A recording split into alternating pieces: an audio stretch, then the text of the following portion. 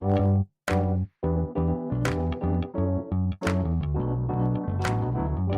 by Riverside.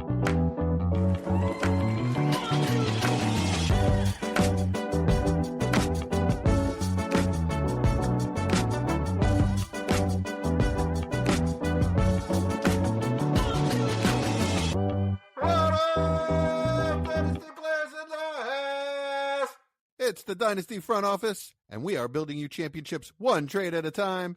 I'm your host, Mike Casper, and I'm joined here by the three best friends anyone could ask for.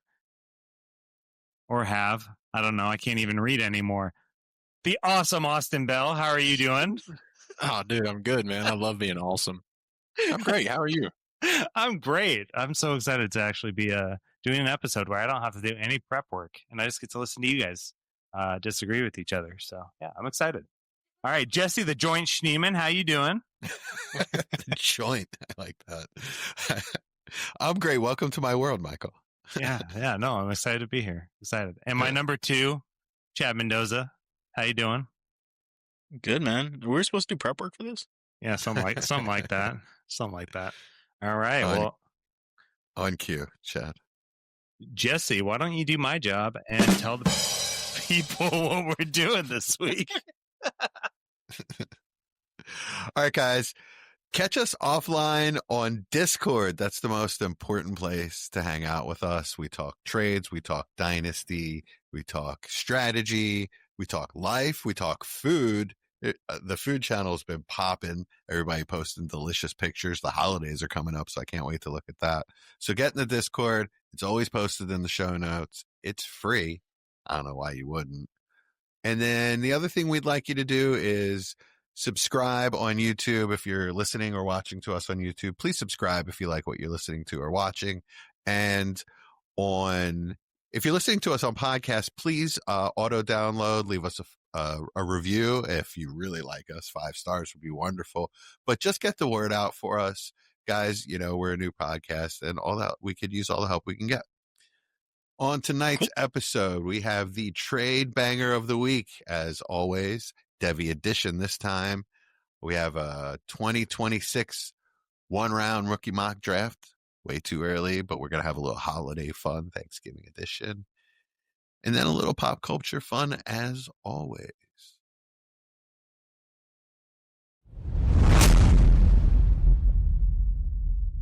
All right, Chad, take it away with our trade banger, looking at some rookies. All right, this is the trade banger of the week, the one deal that's too good, too bad, or just too wild not to talk about. If you got a trade that shake up your league, send it our way. It just might be next week's banger. All right, let's get into it. So for this week's trade banger, we're staying on theme with the 2026 rookie mock and looking at a Devi Dynasty trade. You know, it is a Devi trade, but we're going to approach it a little differently. We're going to leave the Devi things out of this because we don't really do that here, and just talk about them as if they're picks. Maybe get into the players a little bit, but save the bulk of it for the actual conversation on the first round mock we're doing a little bit later. So on one side we've got Amon-Ra St. Brown. He's an actual real life elite wide receiver who scores points today, which is nice. Plus we got Rico Dowdle, who also scores points and exists. He's a decent player. Yeah. On the other side, you got Carnell Tate, Nick Singleton, and Kenyon Sadiq. 3 players who could be future stars, or they might help you tank the next couple of years. Who knows? Yeah, interesting trade. 3 guys, maybe 2 guys locked for the first round. Maybe 1 guy a little kind of borderline there. But first question I got for Austin here is Carnell Tate, right? Chad, I think you're going in and out, and I think Chad froze up a little bit there. Frozen up. So going back to the trade, guys. So we got Amon-Ra and Rico. That's what the names our listeners will know. Kind of, I guess, what is their cost? I guess you could say, right? And where do we think some of these guys and the other receivers are, and kind of what they're worth? You want me to go or you, Jesse? Yeah, please go ahead. Okay. So Carnell Tate's going to be a probably universal top 3 receiver in this coming class. Somebody's 1, somebody's 2, and somebody's 3, depending on who you ask. He's definitely shooting up people's boards with the way he's producing this year. So let's view him as let's pick 103 to 104 currently in this class, or maybe 105, something like that. Kenyon Sadiq's going to be the top tight end. So currently a mid to late first. And then Nick Singleton's going to be that borderline 1-2 first round, second round, depending on draft capital and everything. So let's just call him an early second for this trade's sake. So we've got a early mid first, a mid to late first, and an early second for Amon-Ra and Rico. Does that feel about right? Is it something you're wanting to do? What do you think? Well, I look at it like this. Can I replace the players I'm giving up with the players that I'm getting? There's a reasonable chance that, a mid first is better than Rico Dowdle going forward. That's probably a given. I don't know. What did you say Sadiq was, like a mid second? No, he's going to be a mid to late first. He's definitely going to be a I first know round. that. Yeah. Okay. Yeah, Sorry. he could be a top 10 pick. Oh, it was NFL Singleton draft. that you were saying. Singleton Yeah. could fall into the second. Correct. For sure. Yeah. He has not been all that great. Yeah. Yeah, I don't know. I feel like it's a little light, to be perfectly honest. Just because the star player Amon-Ra, just given the uncertainty, and then we'll say just if they're picks, if it's 3 firsts, just the uncertainty of it, I guess, really kind of makes me a little nervous. But then if you talk about the fact that there are players that you're getting, it's sort of locked in as far as like how, Carnell Tate is going to be like a mid first, right? So that's sort of like locked in value. So Yeah, it felt really interesting. yeah, it is. It is. It definitely is. It's, I guess, welcome back, Chad. But Chad was saying we don't really want to talk about the players themselves. But when you can talk about him a little bit, but just not too deep. We'll... Okay. A lot of it comes down to the ceiling of Tate for me in this trade. I mean, and Sadiq, to be honest. And Sadiq, yeah. You're right. Sadiq could be the most valuable piece in this entire trade come the end of next year. I mean, look at Tyler Warren. Sadiq if he goes to the right offense, is going to be a central point of an offense similar to Warren. So I do think that's not a light piece to be added in this trade. So, I mean, if you say they're 2 mid first, I mean, I think that's relatively the price point of Amon-Ra. It's probably a little bit more. Okay. Yeah. So, I mean, to me, it's definitely interesting. Like, by the time the hype comes in April, I mean, if Sadiq tests well enough and the buzz is right, I mean, he could be a top 4 or 5 pick in this class, because there aren't, outside of, we'll get there, but outside of a specific running back, there's really no one that I think is a smash in this class, just an absolute smash. So, I mean, there's no reason, if Sadiq tests well and gets to draft capital at the right landing spot, we could see him be talked about as an early first when that time comes, because I think he's going to test really well. And so it could be, it could be exactly what you're looking for if you're moving off of Amon-Ra going into a rebuild. For me, the only guy here that I don't think is going to probably end up in the mid range is Nick Singleton, right? I think he's probably going to end up somewhere early second, maybe sneak into the late first for some people. Yeah. But yeah, Kenyon Sadiq and Carnell Tate both have the ceilings to end up, and by ceilings I just mean as far as their rookie value goes during draft season. They do have the potential to be early first round picks, essentially. Yeah, I agree. So that's kind of, I guess that would be the price point for Amon-Ra for me, Okay. You guys have kind of sold me on that. And then Rico for Singleton is kind of how I would look at that. You're kind of reshuffling your deck if you're not as a contender, and you're taking a shot on a guy that coming out of high school had an insane bulletin board of, special stuff, and outside of his freshman year hasn't really done it. I think, I still think I think getting Singleton for Dowdle is a really nice return. Yeah. If you look at it that way. Yeah.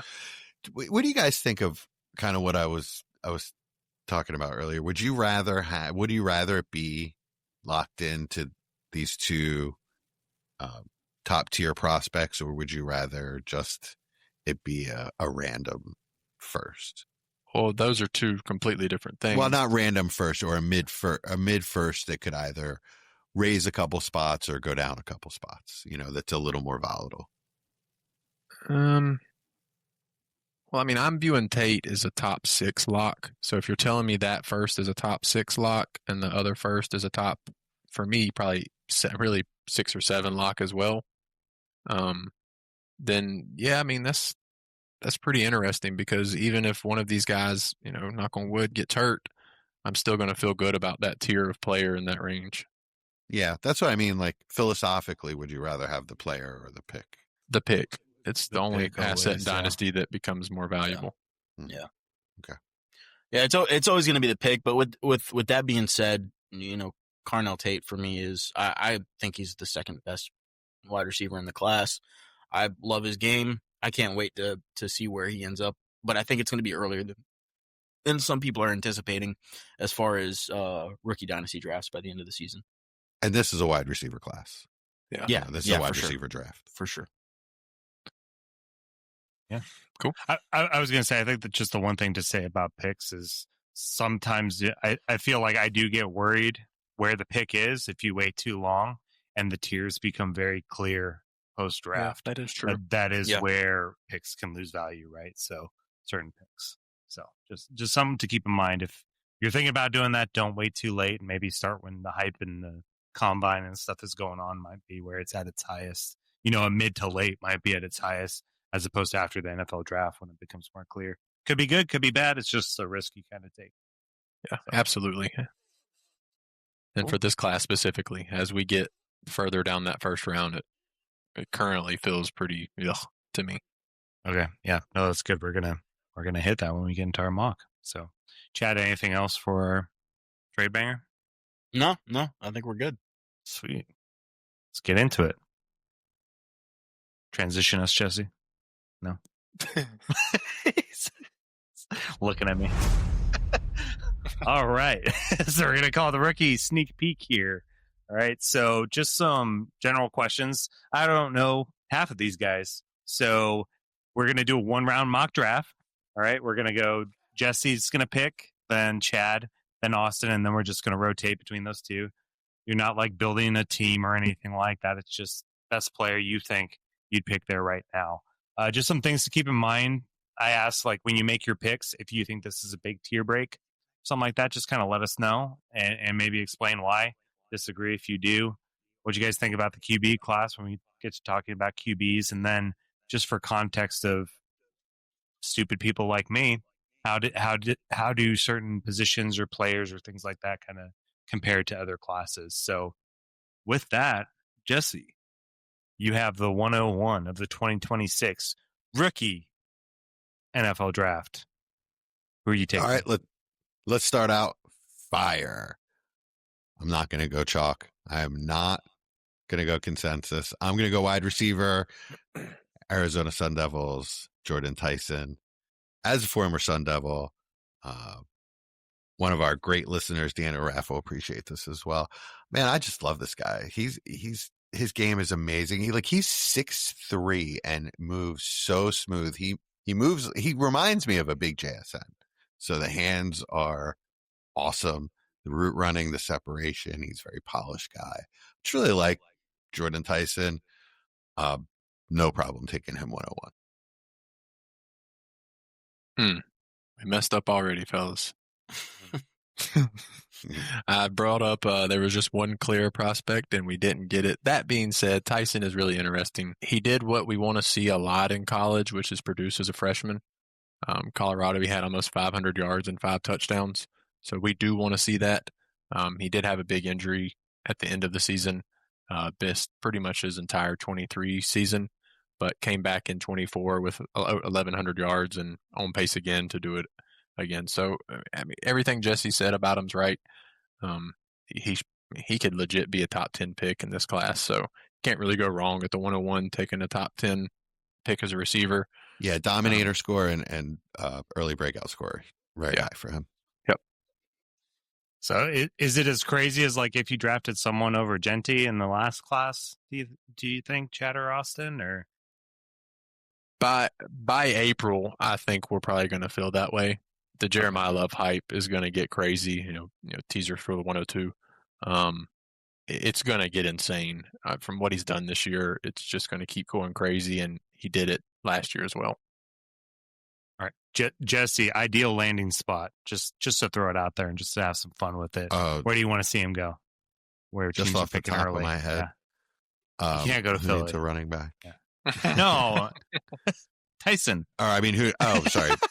We were just talking about Love. All right, well, we'll move to 102. No, Tyson, I think would be really good in, let's say, Miami. Okay.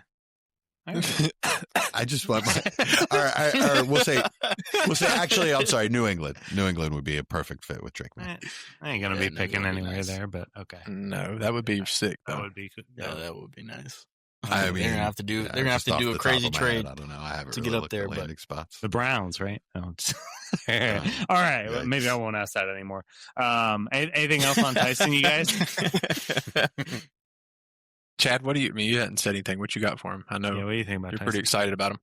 Yeah, no, I like Tyson. He's my number one wide receiver. I don't have him ahead of Love, but at the same time, I'm not gonna really beat Jesse over the head for it. He's a nuanced player, right? He's got a lot to his game. He runs really intelligent routes, gets open, great separation, high points balls. Like he's a complete player. The one downside to him, if you're going to be really nitpicky, is that he doesn't really have that long speed. Compared to some other really, really high end prospects. We're talking about like the Waddles and Jameson Williams and even like Garrett Wilson, those kind of players. He doesn't have that kind of long speed, at least from what I've seen when I've watched him. Yeah. But he's still just a really, really good football player, really developed. Yeah. I think we see like a mid 4.5s for him, which for what he is perfectly fine. Yeah. Okay. All right, Austin, take us with the 102. I'm going to let Chad do this one. That's I'll do the next one. that's good. You should do that. Yeah, Chad. Who you taking at the my 102? Yeah. Yeah. I've got Jeremiah Love. Pretty easy here. Jeremiah Love is not just the best running back in the class, arguably one of the top 5 players in the class. Regardless of position, he's just good at everything. Right? He's one of those rare elite backs that can do whatever you want from him. Explosive, can run guys over. He's always falling forward. He doesn't fumble the football. It's just everything you want a running back to do, want a running back to be. He is that guy. He's going to be an elite running back in the NFL. Yeah. Yeah. One of my favorite things is he's a state champ at the 100-meter dash in high school. Yeah. Ran a 10.76, which his coaches said he's ran a 10.54 before. So, I mean, that's zooming. So that's really exciting. Had a crazy long jump in high school too of over 22 feet. So, freak athlete, and is 6 foot, roughly 210 to 220. So he's got the size as well. It's pretty exciting. I mean, he's just dominated college really the past 2 seasons, even with Genty, what he did last year. I mean, Jeremiah Love was phenomenal last year. Yeah. Yeah, the one critique that I do have of him, and this is like the most nitpicky critique of all time, but he just opens himself up to hits that he doesn't have to take, and it's one of those things where I think at the next level it could be a little dangerous, but hopefully that some of that gets coached out of him where he's just willing to not give up on a play sometime, but maybe protect himself a little bit more. Yeah, seems fair. Jesse? I'm up. No, what do you think about Jeremiah Love? Oh, I know I you just completed a trade, Jesse. So I got it. You're good. I love Love. I do love Love. I love Nothing against him by taking Tyson first. I just kind of wanted to make things spicy. When all said and done, like I'm not planting a flag on this call. I will probably have Jeremiah Love 101. He's all the things you said. I agree. He's an amazing player.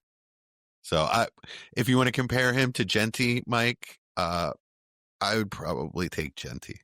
I think the receiving skills and okay, good to know. He's still an elite tier player. I would take him over Hampton.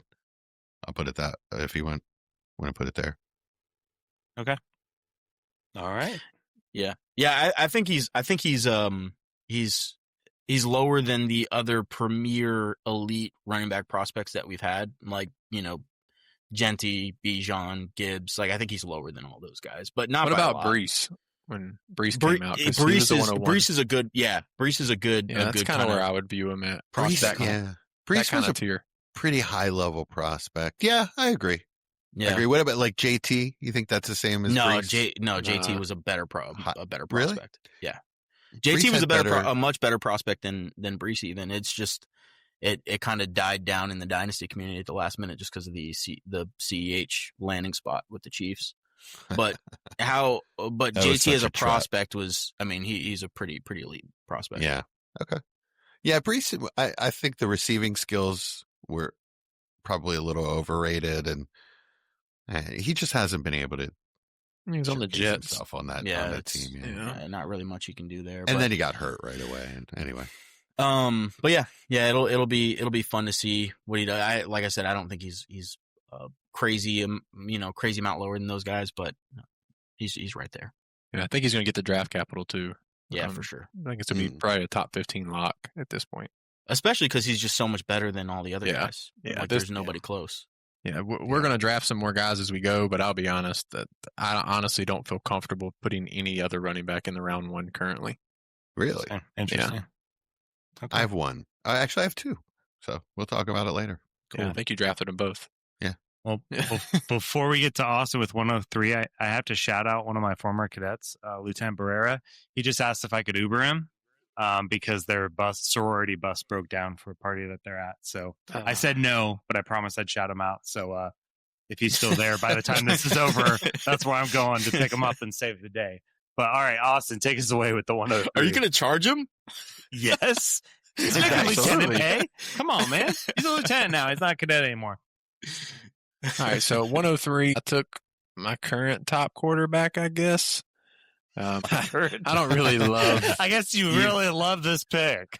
Not really, but I felt like he's going to get top 5 capital, and you kind of just have to take him here, and that's Fernando Mendoza from Indiana.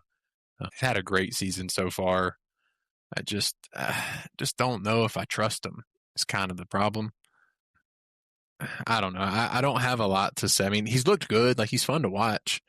But I just don't know if it's going to transfer to the next level. And really, this class in general, I'm not thrilled for the quarterbacks. But if they get the capital, you take them in a super flex draft, and you hope you get, what we've seen many years, time and time again. Okay. Yeah, I like Mendoza because McShay likes him. So the cards on the table when it comes to quarterbacks, especially like college quarterback evaluation, is really, really difficult even for the experts. So I like to find some guys that I really trust and start there. I do my own evaluation, but I like Mendoza. I think he's got a lot to offer. He's going to need a lot of refinement.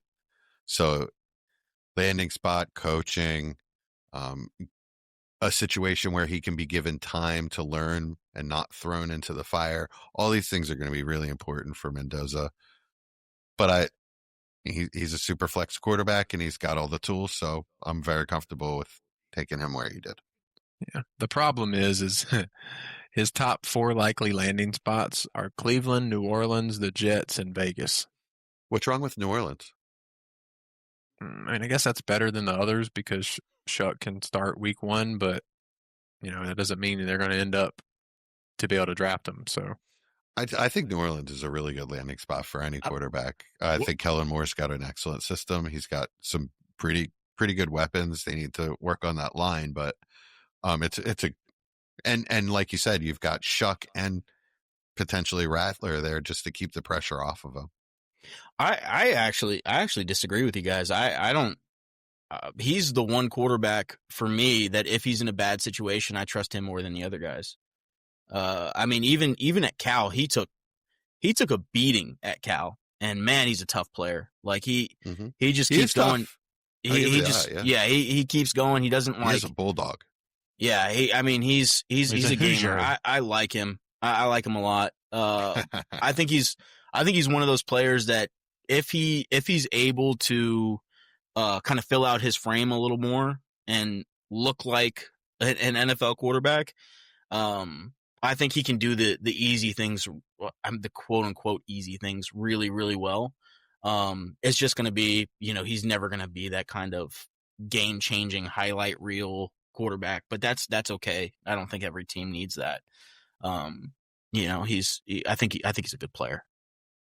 I was going to say, I actually do know some of the quarterbacks more than anybody else, I feel like, in this class, and I wasn't really excited, but if there's anything that can make my excitement kind of go up, it's that the Rams have the Falcons pick, which is currently 8, and you could definitely see them getting one of these guys, even if they have to trade up a spot. Or I don't think they have to trade anything crazy to get a quarterback right now, as it is, to get any of these quarterbacks, but if they get the heir to Matthew Stafford, I could see that really shaking things up in Mendoza rookie drafts. with McVay would be awesome. Yeah, that's what I was going to ask. So okay. And he does have mobility. I don't think we brought that up. He's rushing for over 200 yards a season in college, which is great because sacks count against you rushing yards. So to be positive 200 on average is definitely showing he can move when he needs to. Honestly, he's kind of been what I thought Batir would be this season. Yeah, it's fair. And kind of was until he got hurt. Yeah, Batir. Yeah, he getting hurt really hurt. Mendoza is the well. First of all, great name. I was gonna say. I just realized I was like total bias going on here.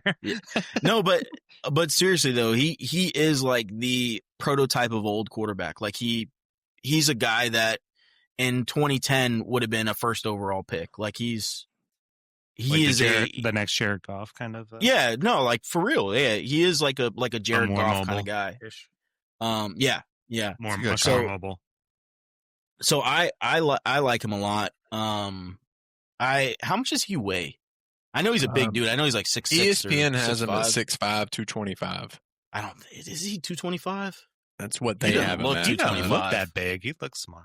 Who knows? I know he's super tall, but he looks super lean to me. But yeah, I think if he gains a little weight, because I don't believe that. We'll see at the combine, but I think if he gains a little weight and he's able to move around the pocket really well and navigate that way and pick his poison, especially if he ends up on a team like the Rams, break teams apart. I really like this player. I think a little bit more than even consensus has him right now as a prospect. Well, speaking of Jesse, the next pick is also a quarterback, Ty Simpson from Alabama. Really, it comes down to he's getting hype. If he ends up getting the draft capital in the top 10, lands on the Saints and the Rams, I'm going to want a piece. So at 104 in a Dynasty Superflex draft, if I'm getting a quarterback, I'm happy. It's going to depend on a lot of things. Him coming out, him getting the draft capital, actually looking good, and all of the postseason activities and all that kind of stuff. But as of right now, I have him as my second quarterback on the board. Okay. Awesome. What do you think about Ty Simpson? Yeah, I'm fine with that. He was my QB2 as well. The rushing upside is the exciting part for him. They give him designed runs, which is, always fun to see. And he's already over 60 attempts on the season. 6'2", 210 is what I was seeing for size. So, not the biggest, but, when you're that kind of athlete, it's not the end of the world. I think that's exactly what Hurts is. Yeah. She doesn't look as big as Hurts, but, that's fine too. Yeah, he's kind of came by storm this year. He was back up for 3 years. Well, redshirted one, so technically back up for 2 years. And then just came out of nowhere. And, he's on 2,800 yards, 22 touchdowns, and 2 interceptions. So 22 and 2 is a really nice, ratio that you want to see. So if he continues it up, and he's likely going to be a top 10 or 15 pick in the draft, 104 is a great spot for it. Chad, anything else to add? Yeah. Ty Simpson is he's an interesting player because he's really accurate. He does have some ability to him. Gonna have some exciting runs. Not the biggest guy like Austin was saying. The only or the main downside to him, which is one that always gives me pause, especially with guys getting picked early in the NFL draft, is he's not great under pressure. So it's going to be something that needs to be improved. Especially pressure. Every quarterback struggles with pressure coming up the middle, but he does especially struggle with pressure coming up the middle, and maybe you can blame that a little bit on the height as well. But it'll be interesting to see if he's able to get a good landing spot, if he doesn't go really early in the draft, but ends up in that 15 to 16, 17 range. That may actually be a little bit better for him. Yeah, for sure. One thing I wanted to bring up, he's probably the player in this class that I'm most excited to see in the playoff time, assuming they make it. Those high pressure situations against good defenses, I'd like to see how he, stacks up against that, because looking at some of the advanced numbers, he's top 10 in third down efficiency and top 20 currently in deep ball, passes over 20-yard accuracy. So, those are two things that translate really well typically. But, as Chad said, he's below 100 on pressure percentage efficiency. So that's not what you want to see. So we'll see what he does when it comes to good teams. That's, they got a gauntlet to finish the season, so that'll also be good. But, in the playoffs where that pressure's there, it'd be nice to see coming in. One thing that I will say too is he's not a quarterback that's going to have to do a whole lot of learning when he gets to the league, as far as pre-snap and post-snap, reading of the game. He's fairly competent, and I think it comes down to Alabama. But yeah, I think he's ready. I hope he ends up in a spot that's doesn't have a terrible offensive line, because then it may get pretty ugly. Gotcha. Looking at the rest of these picks, right? That's the last quarterback for the first round we've got currently, right? Am I wrong? I was going to ask, is there anybody that you think could move up now towards the end of the season? Or I did want to bring up that Dante Moore, it's unfortunate. Yeah. It looks like he's going back to school. Well, maybe it's not unfortunate, but Oregon, for the prospects of this draft class, it would have been really nice to see Dante Moore in here. It would have. He would have been easily my QB1. Really? Yeah. Yeah, I really like Dante Moore, and he's the player I'm most excited to see in the college playoffs. To be honest with you, I'm going to have a lot of fun watching this. Okay, but what about you, Chad or Austin? Anybody else that you think could move up, or that's enticing at all? Or Lenore Sellers? I don't think he declares either. To be honest, that's the problem. I think he transfers to Miami. I already think it's in the works. Wow, interesting. That being said, if he does, I'm excited, yes, because he's going to be one of those guys that if he comes out, then he's obviously getting round 1 or round 2 buzz, which means somebody at least believes in him. Mm-hmm. And he has an absurd ceiling. Lamar situation as far as a team trading up into the first to get him, into the back end of the first, would be so perfect. Oh man, it would be so perfect. Yeah, or the Rams taking them naturally with their late first. Yeah. I know we want to see more of a passer in that offense, but if McVay believes in that. I don't think he's a McVay quarterback. Pittsburgh, I could see Pittsburgh kind of. Yeah. Who knows how, if Tomlin's still going to be there, but, Oh, my goodness. Yeah, he's super exciting. I think he stays one more year. From the tape we've seen this year, he should. How up and down it was. Needs it. Yeah. Okay. Yeah, I just wanted to get your guys' thoughts. All right. Cool. But if he does end up in declaring for this year, then he may be, depending on landing spot, you could get him for a really, really good return as far as him being a back end first, maybe even early second.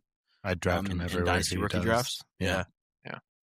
Because he might not get the capital is what I'm trying to say. Yeah. Okay. Chad, 105. Who do you got?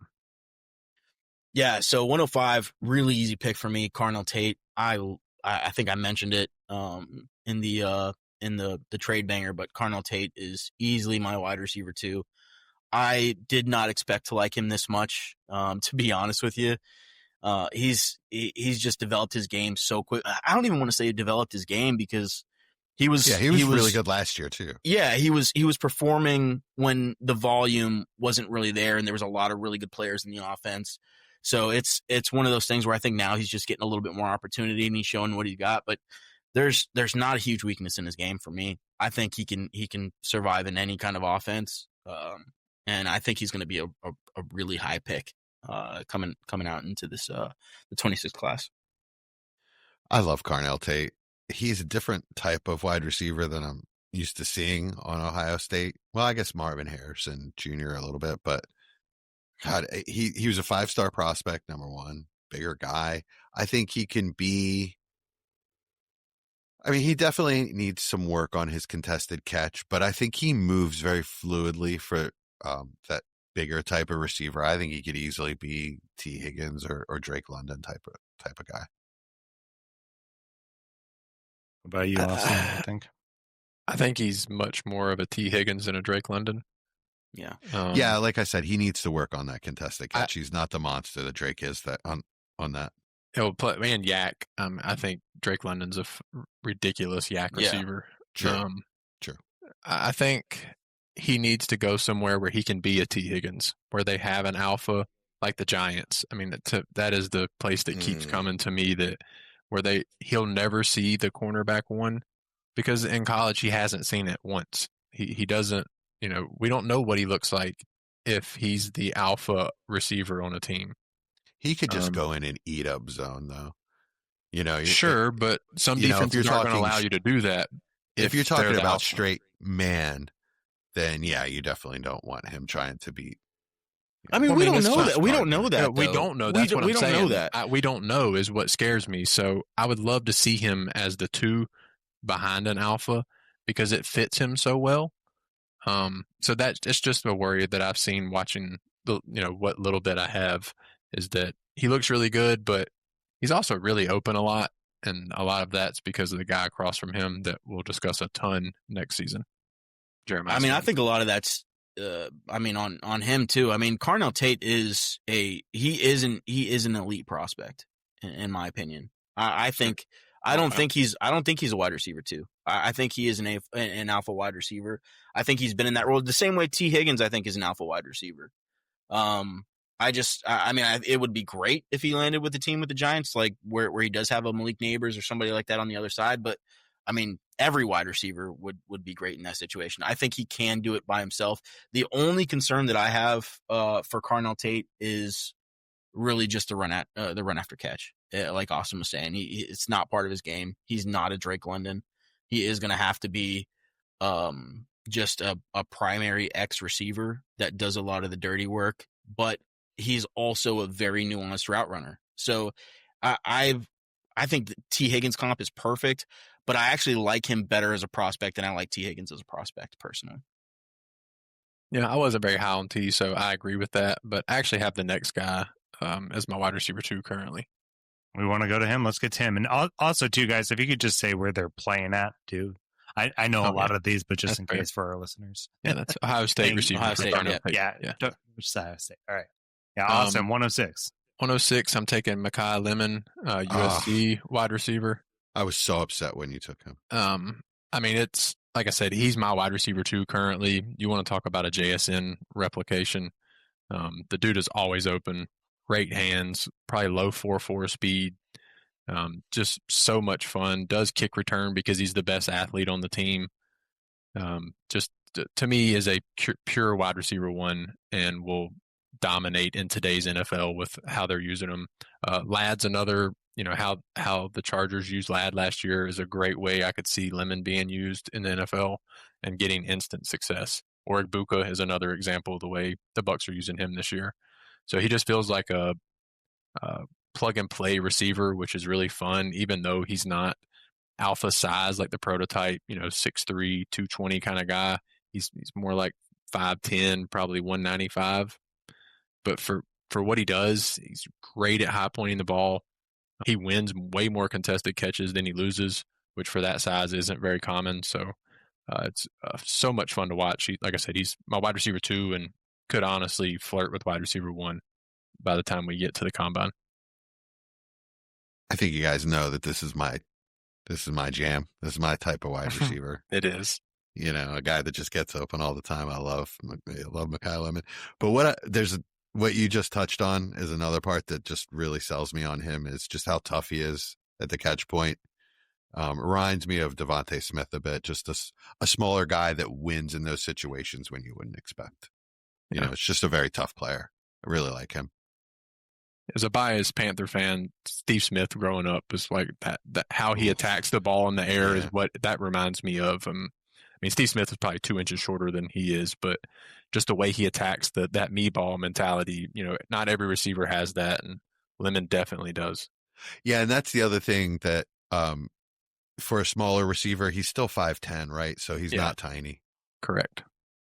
And he plays traditional X for them, which is nice. Again, you don't see that a lot. He lines up outside a ton.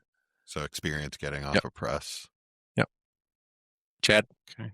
Chad, you got anything for Lemon?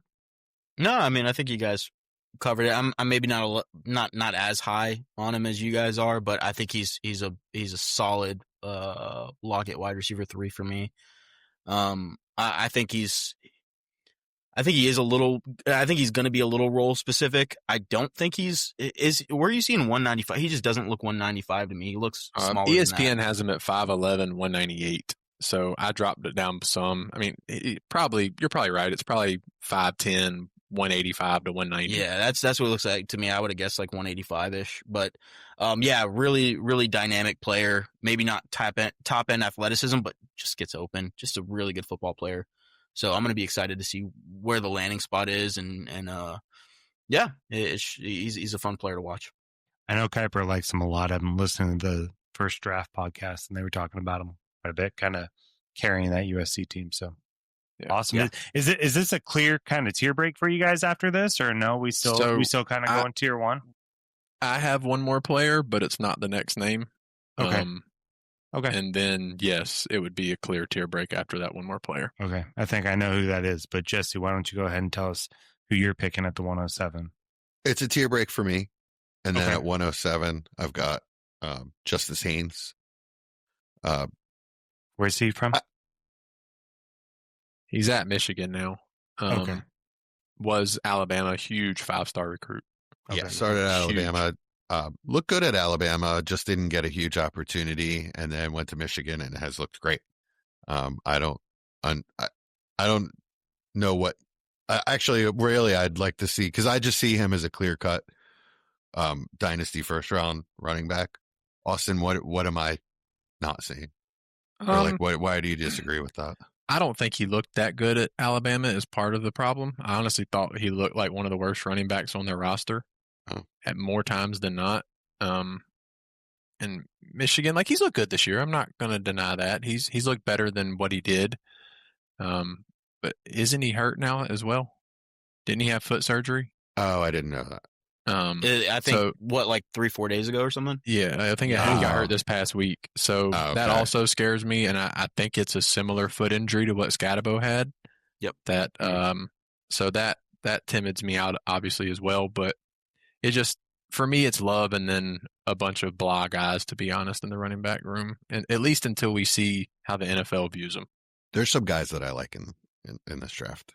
Then not that I love, but I like some of the other guys. Yeah, that's fair. And I think it's that kind of separation for me is in the RB class. From love to like. See, that makes me that I didn't realize he was hurt. So that really makes me rethink Justice Haynes, and I'd be just as happy with it. Actually, I'd change my pick to the next guy. So Chad, why don't you talk about your pick? Well, I want to talk about Justice Haynes a little bit. Oh, I'm sorry. Go for it. Yeah. So, Justice Haynes is my third back, but I do think he's going to get a little bit more buzz. I'm not too familiar with what's going on with the injury. I know he had the surgery like 3-4 days ago or something. Or at least I read something about him getting the surgery like 3-4 days ago. But there are some interesting aspects to his game. He's one of those guys that he's just solid everywhere, right? Like there's nothing that he does that's, game breaking as far as, we're seeing with Love being able to just, break games open. But I do think there's potential 3-down backs, potential with him, or there's 3-down back potential with him. It's just going to be interesting to see where he lands and what kind of draft capital he gets. I'm nervous that the backs after Love are going to be pushed way down. Yeah. So that's my main concern. If any of these guys, I think maybe the 4 guys, if we're including the Penn State guys, but any of the 4 guys after Love, if they get draft capital, I'm more than happy taking them in the first of rookie drafts. Yeah, that's fair. I think that's a fair way to say it. Okay. Yeah, I can agree with that as well. Yeah. Chad, 108, who do you got? I take it this is who Austin would have taken? Screw I would take it. Yeah, so yeah, Kenyon Sadiq. Sadiq, yeah. So Kenyon Sadiq, just the only relevant tight end in the class for me is basically where it's at, and he's a really good player. I think for me, and I don't know how you feel about this, Austin. For me, he's not like the Brock Bowers, Tyler Warren kind of prospect, but he's like a notch under that. Like I think like David Njoku coming out, Evan Ingram coming out, like that level of prospect where I think he's still going to get the first round, draft capital. I see him maybe 117, 118 around that range, in the NFL draft. And so if you're in a PPR format, for me, there's a teardrop after him, and he's just a solid athletic tight end. Compare him to like, I guess Kincaid, Laporta, those kind of guys. McBride coming out, not McBride now, but McBride coming out. Yeah, I mean, go ahead. That's about right. That's probably about in that tier. I was obsessed with Kincaid coming out, so I'm sure as I get further into Sadiq, I'm probably going to feel similar. That's kind of how I was with McBride. You do love your tight ends, Austin. Yeah, man. I always have one every class that I get obsessed with, and luckily, more times than not, they at least work out to some degree. Sadiq's the way he attacks the ball is so much fun to watch. Like it's pure X wide receiver. It's just fun. Like his hands, I think they said he had like 11-inch hands. Really? Yeah, like it's some ridiculous like they had to custom make him gloves. That's like Hakeem Nicks. Yeah, like and you can see it though. Like the football looks tiny in his hand. I mean, some of the catches, like if you haven't watched him, he's so much fun to watch. Somebody in the NFL is going to be really happy they draft him like that. He's an incredible athlete, man. Yeah.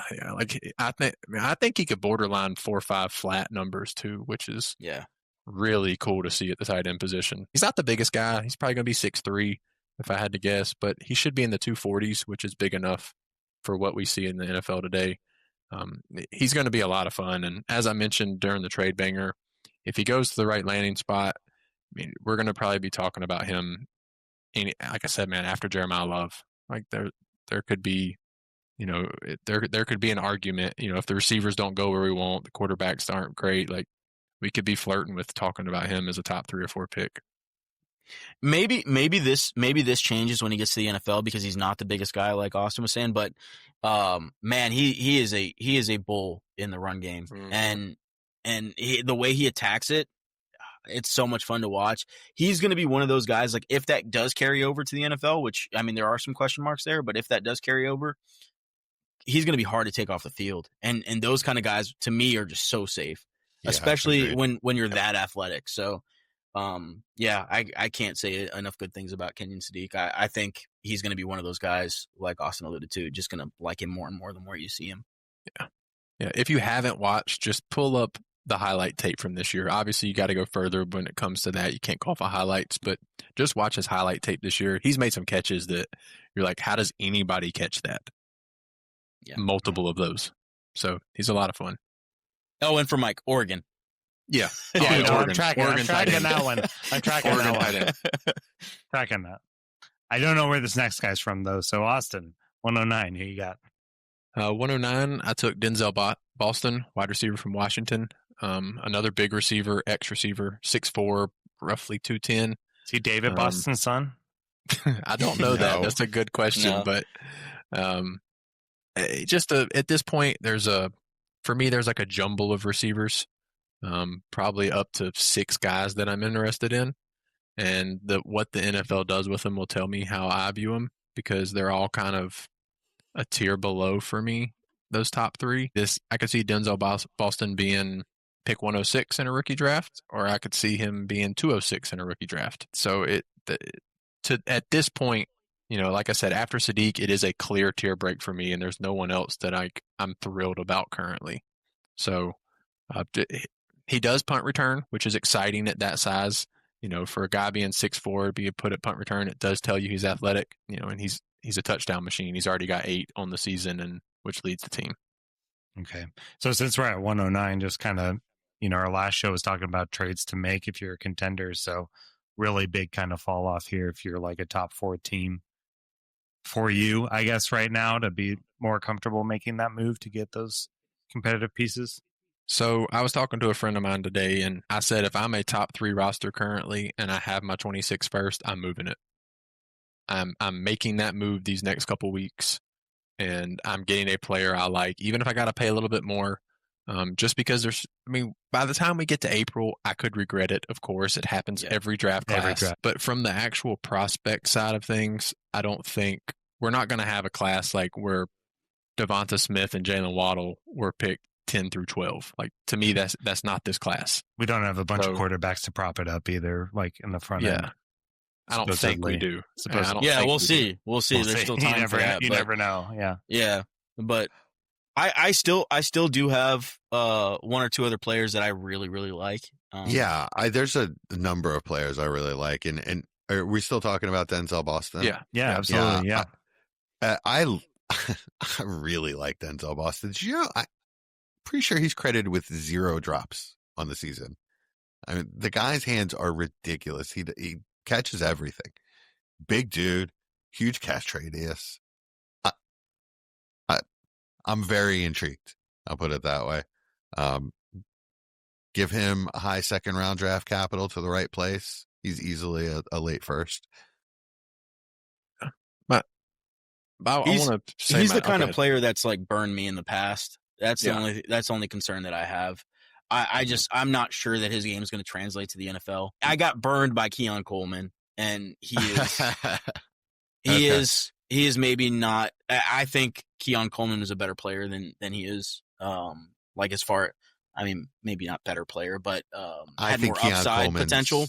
Keon Coleman's been dogged by professionalism issues. But I'm just talking about as a prospect. I'm just saying why he didn't translate. Yeah. But I don't know. I mean, I wish there was more fluidity to his game. I wish there was more nuance to his game. Maybe there's time for him to develop that, but that's the one thing that scares me about him. Yeah, there's not a lot of versatility. That's true. So if he doesn't get the draft capital into the right situation, then he could definitely fall. Yeah. I don't feel like he separates at all besides on double moves. No, he doesn't. Yeah. Like, aside from a double move, it is a contested catch every time. And for me, that's why I mentioned Keon Coleman. That's why I mentioned Keon Coleman. Yeah, it's if it works, like if he makes it into an offense that uses him like an Amon-Ra St. Brown or a Rashee Rice, like slot. It could. He's a physical player, and it could be a lot of fun. Slot. Yeah. But that's what I hoped for Keon Coleman, and it didn't happen. So I'm not going to take the risk on him personally. But Buffalo doesn't do that. They use their tight ends for that. Yeah, Keon Coleman's literally their X, and that's all they do with him. Right. Yeah. And if Denzel Boston ends up in that role, I just don't see it working out personally. Yeah, that's a great point. It's another. Yeah, shoot, we've had a lot of those guys lately. Treylon Burks was another one of those guys. Just never used right. Mm-hmm. Yeah. And who is the guy that the Panthers? Mingo. Mingo was it? Terrace Marshall. Leggett. Another one. Terrace Marshall. Yeah. Mingo and Leggett are also similar players. Although Leggett, I think, has a lot more ability. He's just needs to concentrate catching the ball. All right, Jesse, 110. What are we thinking here? 110. Yeah, I have Washington Huskies running back Jonah Coleman. He's a fun player for me, man. I would take him over Denzel Boston just because I think he's a much safer style of player where he's just like a bowling ball, like a little squat bowling ball that can actually catch. I guess bowling ball of cleavers coming at you. MJD is the play style, I would say. That would be my comp for Jonah Coleman, and I was a huge MJD fan. I think that's where his ceiling would be. Yeah, I think CEH is a really common outcome, and I hate to be that negative on it, but I think they're similar type players. That's the floor. Well, I don't even think. I think that's I mean, obviously CEH had the complete negative of what we happened, but I think they're similar prospects. Eesh. Okay. Ouch. Well, hopefully he tests goes above that. Yeah. Hopefully he goes above that. But yeah, I really like Jonah Coleman. I guess end of the first round.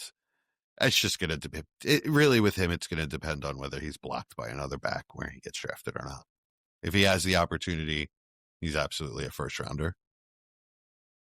That's fair. Chad? Chad, any tiebreaker here on him? I'm not a huge fan, to be honest, but I do think he's top 5 back in the class. So it'll be interesting to see what kind of draft capital he gets. Okay. All right. Well, Chad, at 111, I think we're going with the last name of another host. So why don't you share that too? Yeah, Chris Bell. Chris Bell is my favorite player in the class. I love Chris Bell. If in 3 years somebody tells me Chris Bell is the best wide receiver, has the best career thus far in the class, I'm not shocked. I really, really, really like this player. And he's, for me, a tier by himself. I have him right after that Kenyon Sadiq tier, and I think he's not too far away from it. I'm just waiting to see the draft capital, size, and speed. This guy is a really dynamic player. Get the ball in his hand, let him make it happen. He's pretty incredible. I love everything about him. The physicality, of course. Like there's a little bit of maybe a little bit of polish that has to be added to his game. But he does everything else so well. And again, the size and speed's where it's at, right? Like he's just a dynamic wide receiver. So I'm excited to see who takes him and what role he's played in.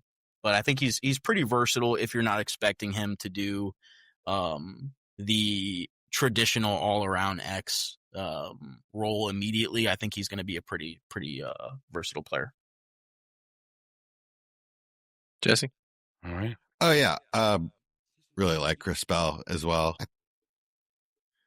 There's not a ton of production, and he played at Louisville, so I guess that scares me a little. But if he goes to the right, well, if he gets a draft capital, I'll be interested. That's for sure.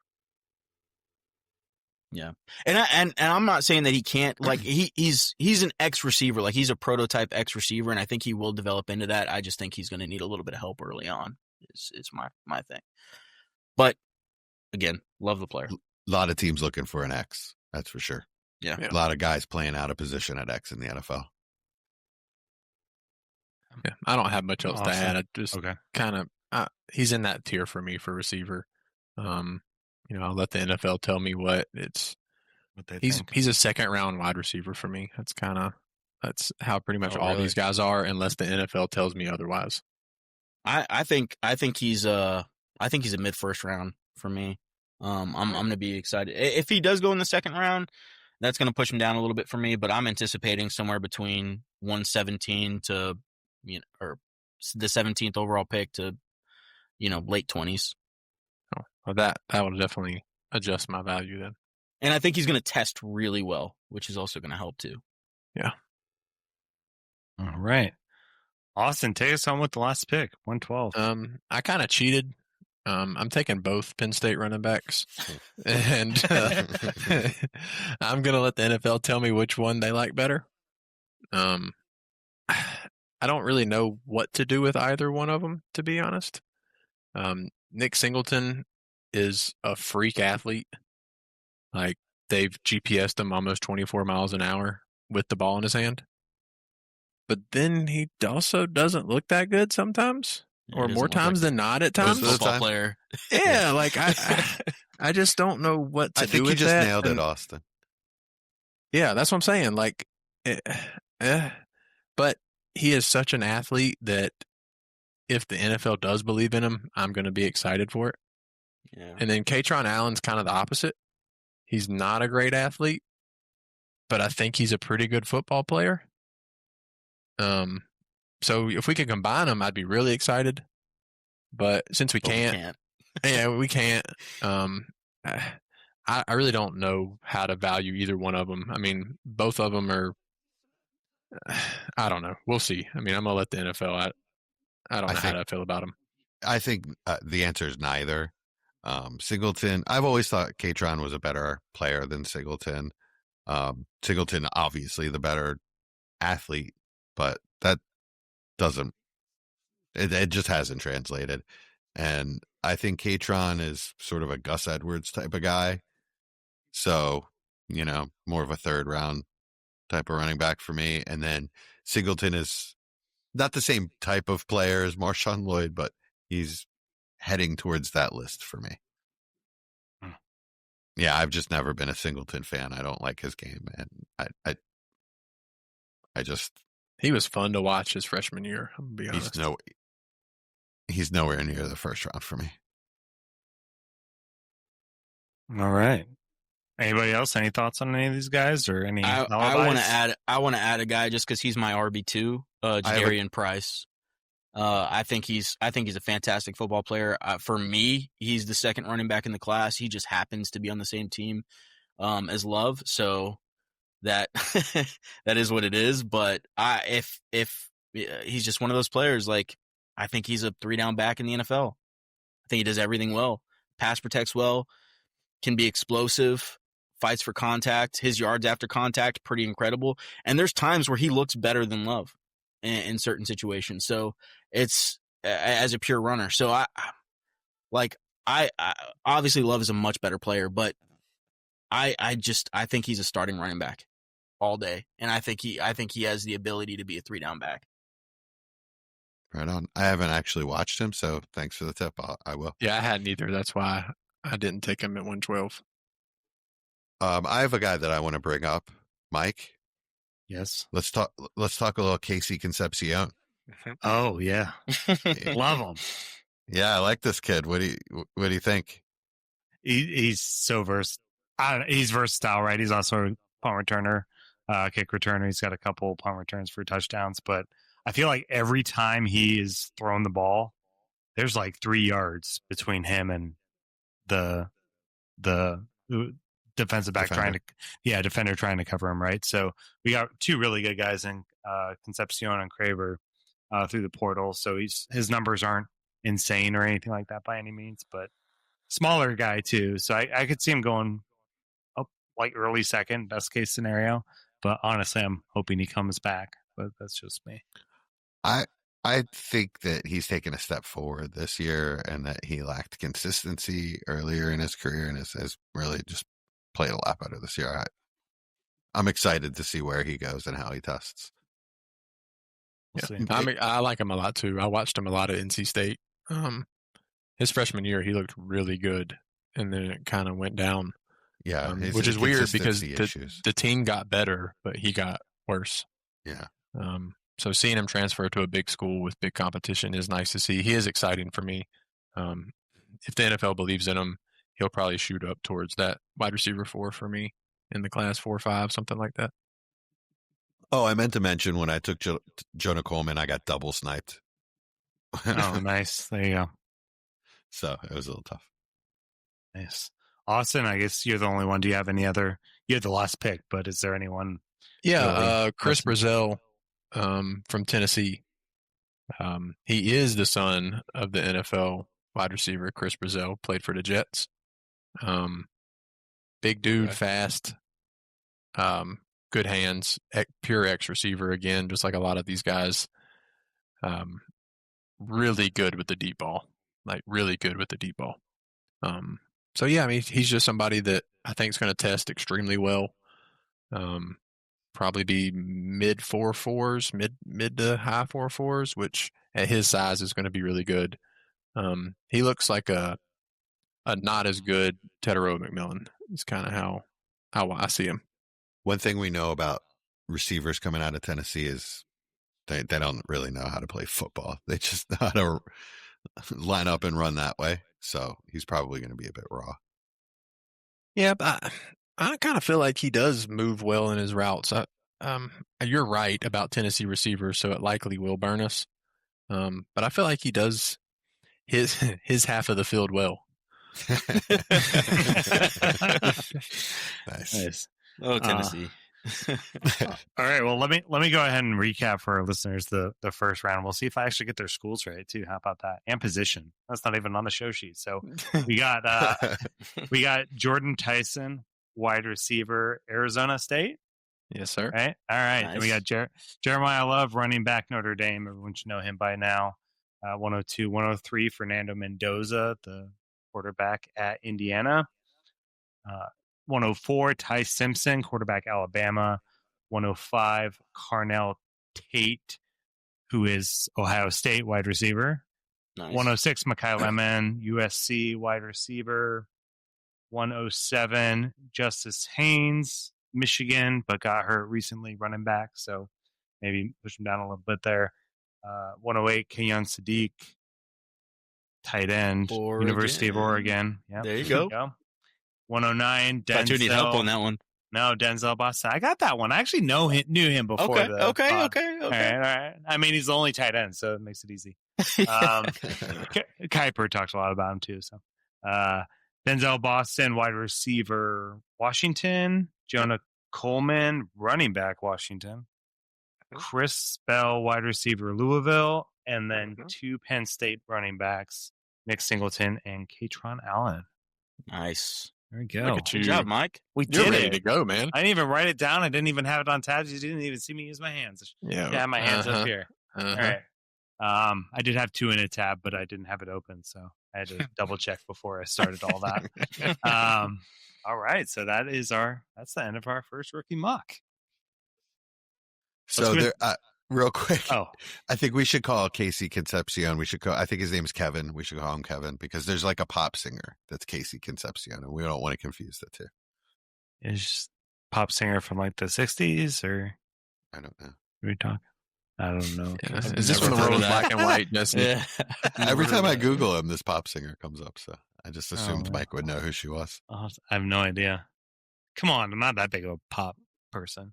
It's probably like Swiftie. K-pop or something. Yeah, K-pop. There you go. But that's your favorite. Yeah. If Just they're the not demon- hunting, If they're not if they're not hunting hunting demons, I'm not demons, interested yeah. in K-pop. okay, So. right on. So, which, by the way, now that we're going into the overtime, I was really sad because one of my daughters wanted a K-pop Demon Hunter doll set, and everything is like knockoff, made in very far away countries, looks awful.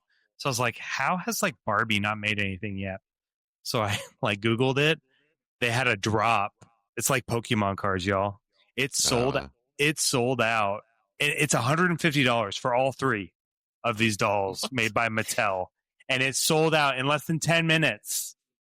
It's like a straight You up. can thank Pokemon. Every collectible right now is just Right now, ridiculous. I know. I was like, this is it. It really pissed me off. Like I get pissed off about Pokemon cards, but that affects me. It affects my kids. Well, I guess Pokemon cards does too. But anyway, it really pissed me off. So overtime, guys.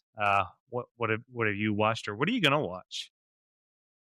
I'm watching Stranger Things. I'm finishing season 4 and getting ready for the season 5 premiere, coming, which is Austin. coming next Wednesday. Which Yeah, by the time this comes out, it'll be ready to go. I'm in season 3 with my son. He You loves, might he make loves it. Yeah, we'll Nice. hopefully make it. So he's got all of next week off and tomorrow. So I'm like, man, you might just have him watch some. Yeah, you can burn through a whole season in a day. Yeah, I did my absolute best to convince my wife to watch it with me today, and it would be a rewatch for me. I watched it. I've watched it twice. I love that show. She told me there's no point to it. That was her There's answer. no point to it. She Oh said my there is no gosh. point to the show. Oh my god! with the Oh, upside man. down world, and yeah, she was really, really. What does Did she you mean by there's send no in the point to paperwork? it? I don't know, and when she says things like that, I walk away. There's Because you sent the can't argue paperwork with too, things. right? You can't, how do you argue with a statement like that? I pick my battles, and that just wasn't going to be one of them. no, That's I would have fair. locked in. That's a good I would point. have stood on business for Stranger Things. Yeah. No, because I got her to watch my show that I was gonna bring up is Chad Powers. So I got her to agree. I got her to Finally. watch the first two, and she does not like it. Yeah, that's But- why I she mean- don't watch Stranger I mean, Things. he's a dude, because you so- do that. She watched the first season of Stranger Things, and she doesn't like it. Hmm. Yeah, but I'm sorry, I cut you off. Austin, did you have anything more to say about it? No, I was gonna ask you if you sent her the divorce paperwork for her saying that about Stranger Things, Little because that secret, seems kind of crazy. little secret. We call each other husband and wife, but we're merely shacked up. There's no paperwork. Oh, then you'd be like, I will never marry you. Yeah, Yeah. way better threat. There you go. Doesn't even cause any paperwork. But yeah, Chad Powers. So we watched it, and then like she's like, "This is stupid. That would never happen. It looks fake." Blah blah. And so I realized she was taking it seriously. She was taking it as a serious show. What? And so I had to explain to It's her literally that she's, based, what it's based off of. Did you explain yeah, that? to her? that's- Okay. yes. She said, "Why do you like it?" I said, "Well, it's fun. It's stupid and it's fun. And if you Yeah. take it for what it's worth and what it came from is an Eli Manning sketch, then no, he does. It's not. You can't take it seriously. No, it doesn't look real. But it's fun as with the low look pass, and it's just I like him as an actor. He's a fun actor. So it's I a had good a show. buddy who I tried to get to watch Ted Lasso, and he watched like 4 episodes, and he was like, "This would never happen." And I was like, "Well, yeah, No kidding. I mean, you Yeah, like that would be Star the point. Wars? That would never happen." I don't know. We get Yeah. enough nerds in the future; they'll make it happen. That is one of the worst arguments against any show or movie is Yeah. that it wouldn't happen. My dad's like there's- that for everything. There's a term. It's called suspension Fiction? of disbelief. Yeah. If you can't suspend disbelief to watch a show or movie, then you really shouldn't be watching it. Yeah, You should be out watching real life. I Just go to the mall and watch people walk around. every time somebody says that, I'm just like the child version of you is very disappointed in you right Yeah. now. Yeah, right. No imagination. I bet you can't even see Santa Claus anymore. I've also been watching G.I. Joe from the 80s, so some Gen X nostalgia. Guys, the closest thing I can compare it to is if you've ever watched the old X-Men cartoons. Oh yeah. It's that level of good. There were actually I don't know, like something like 60 or 70 episodes a season. It was insane. There was a new episode on every single day when we came home from school. So, and there's some of them are like 4 or 5 parters where they like build crazy like a mass device, and there's actually some really good episodes. A math It's not- device? mass device. Oh, I was It's they not built a like- calculator? That doesn't sound interesting at all. Back then, that would have been something crazy. Yeah, that was the Serpentor watch. arc, they collect DNA from former great leaders from around the world that have been dead and create this great leader to lead Cobra. His name is Serpentor. It's really cool. So I suggest it. Any Gen X guys out there listening to me already know what I'm talking about and love it already. But Was this for on you radio? millennials, what's that? Was this on radio? Like this? Yeah. This wasn't TV, right? No, this was the original cartoon that is a commercial to sell Oh. a toy. So It came on after like if there was no Better Get G.I. Your Joe Ovaltine. and no Transformers, there would be no Pokemon. Imagine little Jesse sitting in front of his 6-inch TV drinking Ovaltine, Yeah, watching G.I. Joe And Tang. Black and White. crossword. Yeah, and Tang. High C juice boxes, dude. Capri Sun.